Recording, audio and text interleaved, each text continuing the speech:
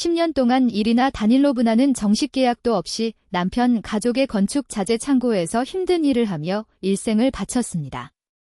그녀는 비극적인 사고가 그녀의 건강뿐만 아니라 그녀를 사랑하겠다고 맹세한 사람들의 진정한 얼굴을 드러낼 것이라고는 결코 상상하지 못했습니다. 심각한 척추 부상은 단순한 신체 검사가 아니라 그녀에게 가장 필요할 때 가족들이 그녀를 가차없이 버렸다는 결정적인 증거였습니다. 안녕하세요, 청취자 여러분. 여러분의 감정을 자극하고 충성심의 의미를 다시 생각하게 만드는 이야기를 제 채널에서 공유하게 되어 기쁘게 생각합니다. 때때로 우리가 전혀 예상하지 못한 사람들로부터 가장 큰 타격을 받는 방법을 보여주는 이야기를 준비하세요. 이리나는 탄력성의 그림이었습니다. 그의 하루는 해가 뜨기 전에 시작되어 밤이 충분히 깊어진 후에야 끝났습니다. 10년 동안 그는 마치 자신의 힘이 무궁무진한 것처럼 시멘트 봉지, 도자기 상자, 리놀륨 두루마리를 들고 다녔습니다. 쉬는 날도 없고 휴가도 없고 인정도 없는 35,000일. 한편 부모님의 소중한 유산인 모스크바에 있는 방 3개짜리 아파트는 그녀의 가장 큰 자부심인 딸 폴리나의 건축 공부 비용을 지불하기 위해 임대되었습니다. 가족은 수도 외곽에 있는 시어머니 집에서 살았는데 그곳은 공간은 충분했지만 자유는 부족했습니다. 모스크바의 빈 아파트를 왜 유지합니까? 임대하고 비밀로 유지하지 마십시오 라고 결혼 첫 해에 그녀의 남편 티모페이는 선언했습니다. 여기에 우리에게 필요한 모든 것이 있습니다. 그리고 실제로 공간이 있었습니다. 그러나 그곳의 구석구석에는 관대함을 통제의 도구로 변화시킨 시어머니 엘레나 바실리에프나 걸레이너 베절리브너, 의 소유권 인장이 찍혀 있었습니다. 소규모 건자재 사업이 번창해 안정적인 수입이 보장됐다. 티모페이는 서류 작업과 배송을 처리했고 아이리너는 모든 무거운 작업을 수행했습니다. 우리는 가족이에요. 얘야, 엘레나는 흠 잡을 데 없는 헤어스타일을 다듬으며 설명했습니다. 우리끼리만 모든 것을 지킬 수 있는데 왜 정부에 세금을 내나요? 그래서 10년 동안 이리나는 정식 계약도 사회보장 기록도 권리도 없이 일했습니다. 당신의 월급은요?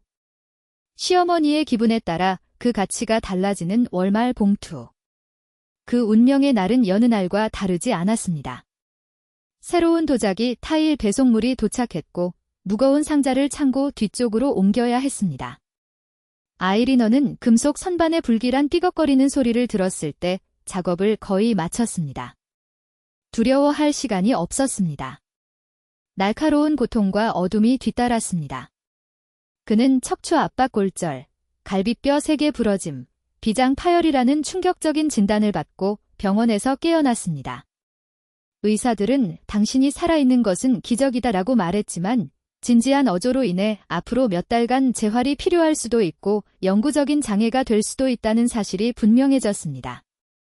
아직 치료비에 대해 생각해보지 않으셨나요? 티모페이가 그녀를 방문했을 때 처음으로 한 말이었습니다. 우리 엄마는 그게 내 잘못이라고 생각하는데 왜 저 선반에 올라갔니?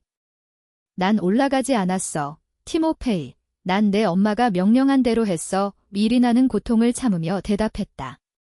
지금은 어떤 차이가 있나요? 그는 참을성 없이 대답했다. 어쨌든 첫 주 비용은 지불했어요. 그럼 나중에 보도록 하죠. 그러나 해결책은 오래 걸리지 않았습니다. 2주 후 간호사가 유급기간이 끝났다고 보고했습니다. 새로운 보증금이 없으면 이리나는 특별한 치료 없이 일반 병동으로 옮겨지게 됩니다. 노력 끝에 그녀는 전화기를 들고 남편에게 전화를 걸었습니다. 어머니와 얘기했어요. 모스크바에 있는 아파트를 파는 게 좋을 것 같아요. 티모페이가 차갑게 말했다. 치료 비용은 비싸고 재활은 더욱 그렇습니다. 하지만 그 아파트는 우리 부모님의 유산이에요. 폴리나를 위해 간직하고 있어요. 이리나는 믿을 수 없다는 표정으로 항의했습니다. 당신 딸이 돌아섰어요. 그가 끼어들었다. 아니면 내가 사업에서 얻은 이익을 당신에게 써야 한다고 생각하시나요? 당신은 정식 직원도 아닙니다. 보험도 없고 권리도 없습니다. 전화를 끊었을 때 이리나는 바닥이 무너지는 것을 느꼈습니다. 15년간의 결혼 생활, 헌신적인 삶, 그리고 그녀는 짐으로 전락했습니다. 그날 밤은 불면증 중 하나였으며 창고에서의 늦은 밤, 시어머니의 굴욕, 결코 그녀의 것이 아닌 집에서 하인으로서의 삶 등 모든 희생을 다시 방문했습니다. 아침에는 건축학을 전공하고 대학 진학을 위해 친구들과 방을 공유하고 있는 폴리나에게 전화를 걸었다.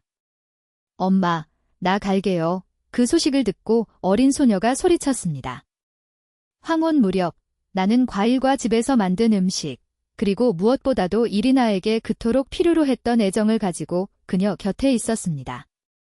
그들은 당신이 여기 있다는 걸 나에게 말하지 않았어요. 폴리나가 분노하며 고백했습니다. 마샤 이모에게 전화를 하다가 우연히 알게 됐어요. 그들은 치료비를 지불하기 위해 아파트를 팔기를 원합니다라고 아이리너는 씁쓸하게 밝혔습니다. 뭐라고? 딸이 폭발했습니다. 하지만 그것은 당신 것입니다. 그런데 왜 돈을 지불해야 합니까? 그 부상은 직장에서 발생했습니다. 당신은 10년 동안 아무런 권리도 없이 땀을 흘렸습니다. 이리나는 아이러니하게 웃었다. 내 말이 맞아. 내 딸, 그러나 그는 폴리나에게 그녀의 아버지와 대면하는 대신 공책과 재산 서류를 가져오라고 요청했습니다. 그 젊은 여자는 그 이유를 이해하지 못했지만 순종했습니다. 혼자가 되자마자 이리나는 파일을 열었습니다. 문서 사진, 계약서, 공급업체 기록, 예금 병렬 회계, 세무당국을 속이는 방법에 대한 시어머니와의 대화 녹음 등 분명한 이유 없이 본능적으로 지난 5년 동안 보관되었습니다. 언젠가는 유용할 것이라고 생각한 것처럼 모든 것이 꼼꼼하게 보관되었습니다. 그는 심호흡을 한 뒤 인터넷에서 찾은 변호사에게 전화를 걸었다. 그는 이틀 후에 회의를 하기로 계획했다. 그는 그들과 맞설 수 있을 만큼 회복이 필요했습니다. 일주일 후, 티모페이는 이미 휠체어를 타고 그의 방으로 뛰어들어왔습니다. 그의 얼굴은 분노로 붉어졌습니다. 정신이 나갔나요? 그가 소리쳤다. 세입조사관이 그 집에서 대체 무슨 짓을 한 거지? 당신이 무슨 짓을 했는지 아세요? 이리나는 그를 침착하게 바라보았다. 처음으로 그는 분노에도 불구하고 떨지 않았습니다. 이것은 시작에 불과합니다. 티모페이라고 그는 침착하게 말했습니다. 나를 중고품처럼 버릴 수 있다고 생각하셨나요? 그는 분노로 숨이 막혔다. 내 어머니 말이 옳았습니다. 당신은 항상 배은망덕했습니다. 우리는 당신에게 일과 지붕을 졌는데 당신은 우리를 배신했습니다. 속았나요? 이리나는 마른 웃음을 지으며 반복했다. 나는 당신 가족의 창고에서 권리 없이 10년을 일했습니다. 그곳에서 부상을 입었습니다. 그리고 당신의 변호사는 도움을 주는 대신 모스크바에 있는 내 아파트를 공유하기 위해 소송을 제기했습니다. 나에게 남은 유일한 것입니다. 티모페이는 창백해졌습니다. 무슨 행동이요? 무슨 말을 하는 겁니까? 모르세요. 그녀는 놀란 척했다. 이상하네요. 어제 소환장을 받았어요. 당신 변호사는 저를 그 상황에서 벗어나게 하려고 하더군요. 당신과 당신 어머니는 이제 제가 장애가 되었기 때문에 아무 데가 없이 저를 강탈할 수 있다고 생각하셨나 봐요. 내가 아니었어. 그는 말을 더듬다가 멈췄다. 이리나는 그에게 기회를 주지 않았습니다. 나는 이미 당신의 가업과 관련된 모든 서류를 국세청과 노동부에 넘겼습니다. 탈세, 비공식 근로, 사기. 목록이 길어요? 하지만 소송을 철회하고 치료비와 재활비를 지불하면 제 변호사가 나머지를 검찰에 가져갈 것입니다. 티모페이는 입을 벌린 채 말문이 막혔다. 처음으로 그녀가 통제권을 쥐게 되었습니다. 티모페이는 조용하고 순종적인 그의 아내가 그토록 단호한 모습을 본 적이 없었습니다. 당신은 허세를 부리고 있습니다. 그는 가까스로 말을 더듬었고 그의 목소리는 의심으로 가득 차 있었다. 당신은 아무것도 없습니다. 이리나는 당황하지 않았습니다. 느리지만 단호한 몸짓으로 그는 휴대폰을 꺼내 손가락으로 화면을 미끄러뜨렸다. 여기 공급 계약서가 있습니다. 실제 금액은 신고된 금액의 3배입니다. 그리고 여기 그녀는 잠시 말을 멈추고 침묵을 유지했습니다. 당신의 어머니가 오렌지 회사를 통해 돈을 세탁하는 방법을 단계별로 설명하는 녹음입니다. 들어보실래요? 티모페이의 얼굴이 떨어졌습니다. 그는 10년간의 거짓말의 무게를 짊어진 듯 어깨를 구부린 채 침대 옆 의자에 쓰러졌다. 그건 어디서 났어요? 그는 그녀에게보다는 자기 자신에게 중얼거렸다. 이리나는 고통스러운 얼굴을 찡그리며 어깨를 으쓱했다. 당신의 집 노예로 15년, 비공식 회계사로 10년. 내가 관심을 기울이지 않는다고 생각했나요? 1시간 후, 티모페이는 모든 의료비를 지불하고 사건을 철회하겠다는 약속을 하고 방을 나갔습니다. 그녀의 자존심은 무너졌고 이리나는 잠시 동안 죄책감을 느꼈습니다. 그러나 창고 바닥에 피를 흘리며 누워있던 그 차가운 말이 떠올랐고 죄책감은 바람의 연기처럼 사라졌다. 그날 밤 전화가 울렸다.